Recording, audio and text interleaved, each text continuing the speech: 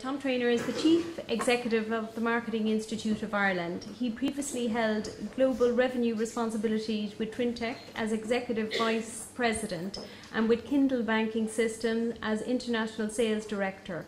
Prior to that, he was the Sales Director with consultancy firm Cambridge Technology Partners in New York. He previously established Aircom's corporate business sales organisation.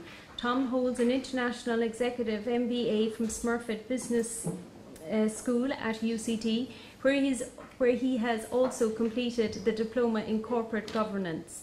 He has served as a member of the board of the European Market Confederation. His presentation this evening is on the power of marketing. Welcome, Tom. Yeah, thanks very much. Thanks, Jenny. You know, I really must bring my mother to hear some of these introductions. Thanks very much. What an interesting presentation we've just had from Peter. The points I'm going to make about the power of marketing feed directly into the points that Peter has made. Now, how do I work the technology here? No. The right one? Power of marketing, right. Some perspectives, standing way back from it, because you can't have a business discussion today without it starting with the state of the economy.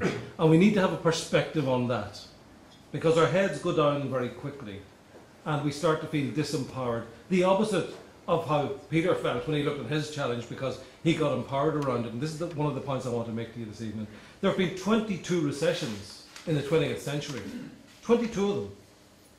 And every one of them, almost without exception, has got a similar type of cycle where there's a dip and there's a recovery. So in every single one of them, even in the Great Depression of 1929, it turned around and there was a boom afterwards. So this whole thing is cyclical, because recessions are always followed by expansions and by prosperity.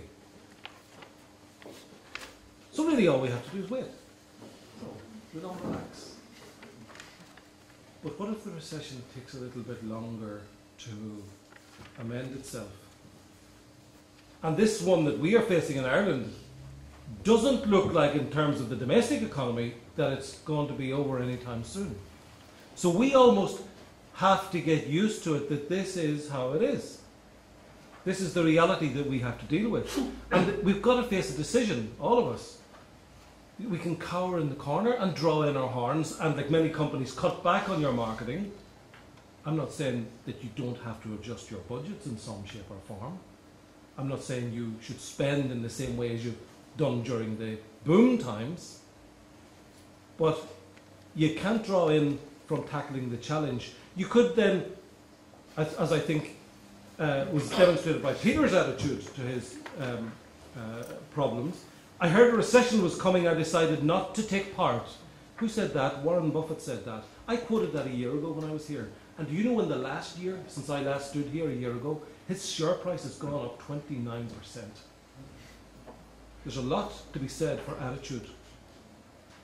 We can just refuse to participate and say, not everybody's going to have a recession. And we as marketers have got to bring our power to bear on our businesses to ensure that our companies come through the recession not as a loser but as a winner. There are reasons to be cheerful. Part one, many firms are in trouble. Now, as a marketer, is that good or bad news? Well, it's bad news. They don't have money to spend on staff to the same extent as they may have had, which may curtail our job opportunities. But remember, as marketers, we are doctors who sell medicine to companies that are sick. So this is a good market for us. Firms need us. Second reason to be cheerful is recessions actually can be good. And that's not to turn our heads away from the fact that people suffer and families suffer during recessions. That we know. But if you look at it purely from a business health point of view, there is always a clear out in a recession of inefficient businesses, and the businesses that are left standing when the recession is over are stronger than they were before the recession started. So there is a Darwinian process going on with a recession.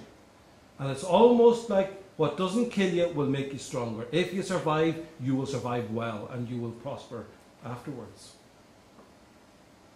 And a question for you would be, of these big grand names like Disney and CNN and HP and Wikipedia and FedEx and GE and Burger King and Hyatt and Microsoft, what have they got in common? They were all founded in the depths of recessionary times. So, in all of the recessions that we can look back upon, there were people with vision and creativity and a sense of opportunity that were able to create something that has clearly, that has outlasted. So people think of marketing, they look at marketing and they say, well, you spend all my money and now money's tighter and I don't know what I'm getting back. And sometimes we as marketers, we feel misunderstood.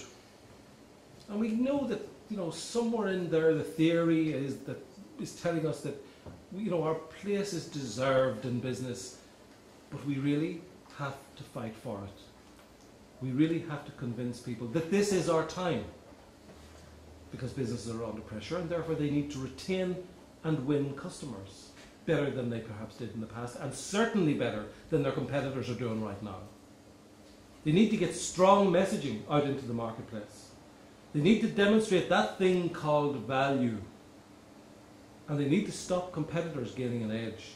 And all that sounds to me very much like marketing. And that marketing power depends upon our skill sets. And we've got to have these skills really sharpened up in tip-top shape. We've got to be very numerate. There is no future for anyone in marketing who's not numerate. If you can't know the numbers and talk the numbers, you shouldn't be in marketing. You need to be insightful. You need to see deep into the market, deep into the customer's psyche. You need to bring insights forward to the companies that employ us.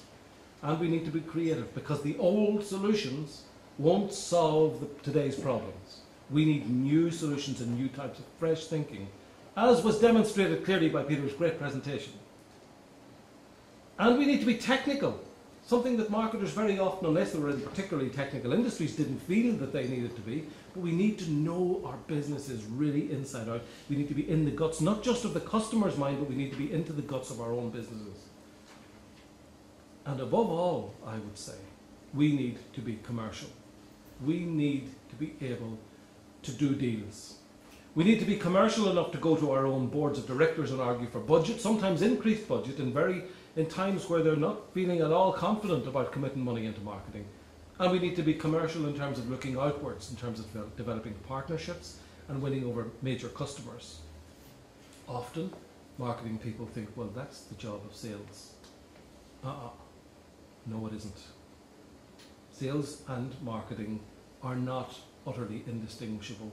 And the more we go forward in business in terms of development, the more these skills, all of these skills are going to be required in marketers. And if we're in the business of creating marketers of the future, and I know we've got some academics and educators here today, or if we're in the business of developing staff to become more effective marketing people, more senior marketing people into the future, this is what we need to be focused on.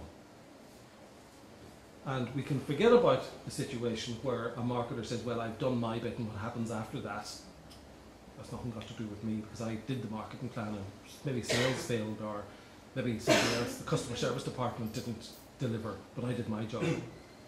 So the marketing mindset has got to move from thinking just, well, where do we spend this budget that we just had? I mean, this is quite fun, isn't it? This is the fun bit of marketing. We'll put it into direct mail, let's do some print, promotions, put it into digital. Hey, that's the new cool thing.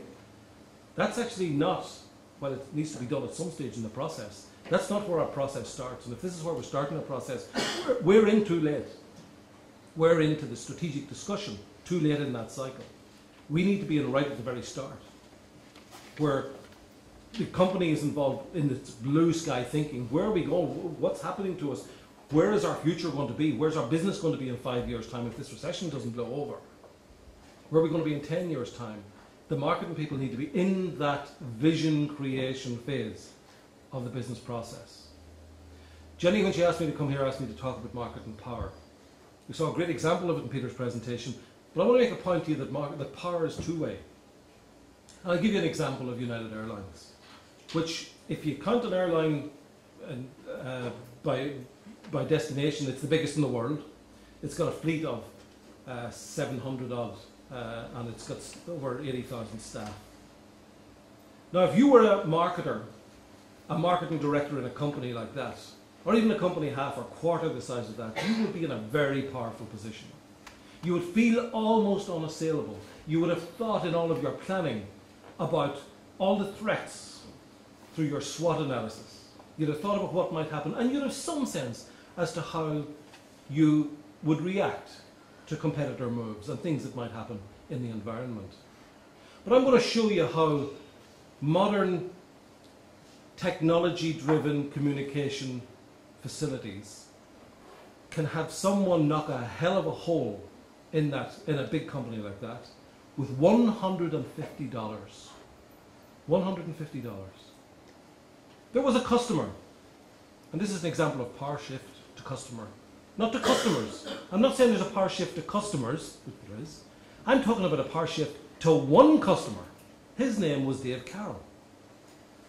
And he got on a United Airlines plane with his band going to play a gig.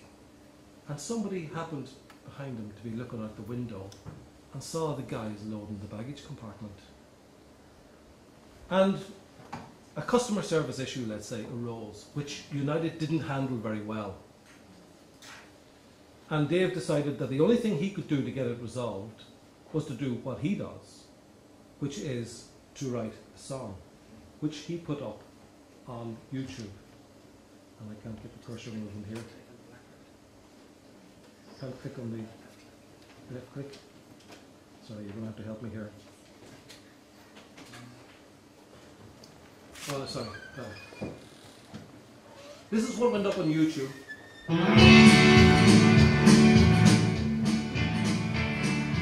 Flew United Airlines on my way to Nebraska. Plane departed Halifax, connecting in Chicago's O'Hare.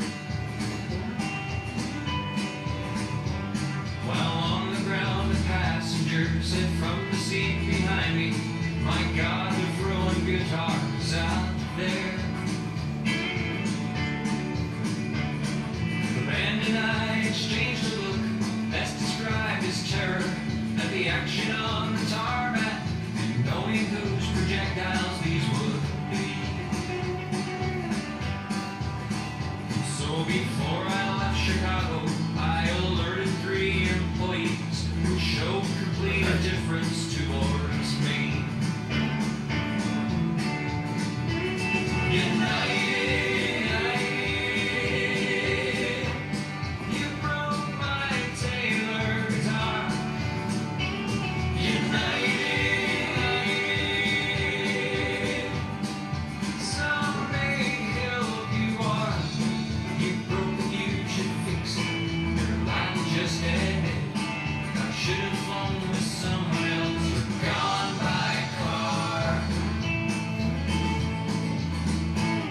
United breaks guitars.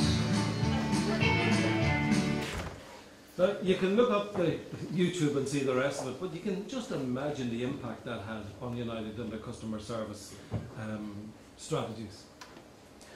What do you do if somebody does that to you as a big brand owner? Spends $150 and puts a video up on YouTube, and within 28 days, 5 million people have watched it? And everybody's singing the song because it's so catchy. And they're nearly associated, it's becoming part of your brand. It's almost like, you know, associated with your brand. When people hear United, they're thinking, United. What do? Do you ignore it? There's an argument for ignoring it, by the way. Or do you engage? And if you engage and you get it wrong, there can be consequences. Because United thought they were handling it well. They picked up a tweet within 24 hours. And they said, okay, we'll try and fix this. And they offered him full compensation for his broken guitar. And he said, well, I know someone else, you see, and they've got a broken instrument as well. Are you going to look after them? Well, panicked the incident, because just how big could this get? Because they'd all their work, their sums done on insurance claims, etc. And what could the implications be if we allow this claim? So they weren't ready. And it got worse. So there's big questions here. So there's an example of power coming at us from a different place. That's a real David versus Goliath. So I want to give you a second example of marketing power. I'm watching my time. What's the biggest marketing success story in the last 5 years? By a mile, in my opinion.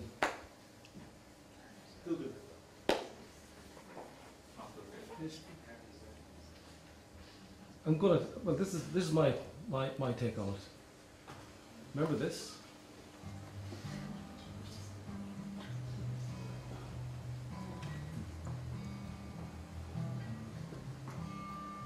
It was the creed written into the founding documents that declared the destiny of a nation. Yes, we can. It was whispered by slaves and abolitionists as they blazed the trail toward freedom. Yes, we can. Yes, we can. It was sung. It was thought by Abraham as he struck out from the distant shore of pioneers pushed westward against unforgiving Moses. Yes, we can. Yes, we can. It was the call of workers organized, women to bleach to the ballots. President who chose the moon as our new frontier. The king who took us to the mountaintop. More than slaves in promised land. Yes, we stand for justice and equality. Yes, we can. Yes, we can. Yes, we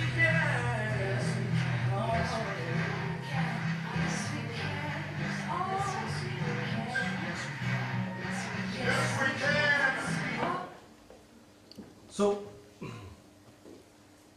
So I reckon that Barack Obama and his people are the slickest marketers that I've seen in a long, long time. I think that this is a brilliant example of marketing power, and this is, in my view, the first president of the greatest nation on earth ever to have been elected on the back of a marketing campaign. Yes, I know change was in the air, and I know that there were difficulties with the previous administration, which was unbelievably unpopular.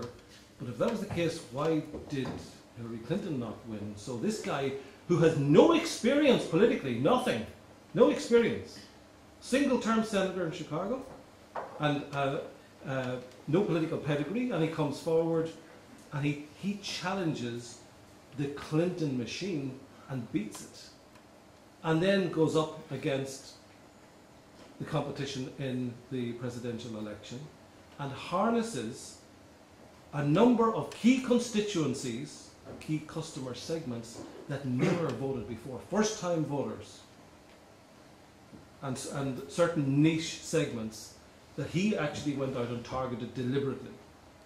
And he got them behind him and he won them over, and he made his success from a marketing campaign.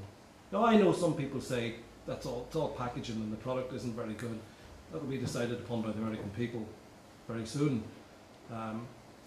But in terms of marketing, you must stand back and look with wonderment and admiration at what Obama and his people have done. It was a tremendous success story and a brilliant example of David versus Goliath. And it must surely open up whole sets of new opportunities, because I'm not just talking about politics, and you can see how Peter mentioned earlier, he looked at other industries to see what sort of fresh thinking he could feed off of. But we can see if this is the type of opportunity that exists in the world, what can we do with our businesses? It's all out there to play for. And we just need to bring to bear the power of marketing. So thank you very much, Jenny. Thanks for the invitation.